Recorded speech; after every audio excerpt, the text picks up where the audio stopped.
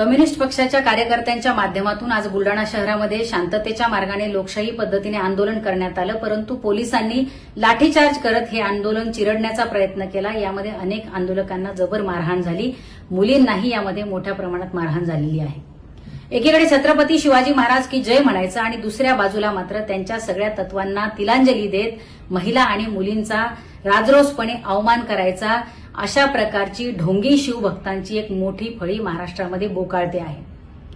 प्रकाशक प्रशांत आंबी यांच्या आई बहिणीला अत्यंत अश्लाघ्य अश्लील भाषेमध्ये शिवीगाळ करणारे केवळ लोकप्रतिनिधी आहेत म्हणून त्यांची पाठराखण महाराष्ट्राचं सरकार करतंय का, की मुख्यमंत्र्यांवर काही दबाव आहे, हे मुख्यमंत्र्यांनी एकदा सांगितलं पाहिजे। आज चोर सोडून सैन्याशाला फाशी असा प्रकार या ठिकाणी दिसतो आहे। ज्या व्यक्तीने तुझा गोविंद पानसरेंचं जसं केलं तसे तुझे हाल करू असं सांगितलं, ज्या व्यक्तीने प्रकाशक प्रशांत आंबी यांना आई बहिणीला अतिशय अश्लील भाषेमध्ये शिवीगाळ केली, घरात घुसून मारण्याची भाषा केली, त्या व्यक्तीवर कुठल्याही प्रकारचा दखलपात्र गुन्हा दाखल केला जात नाही आणि याचा निषेध करणाऱ्या आंदोलकांवर मात्र गुन्हे दाखल केले जातात, मारहाण केली जाते।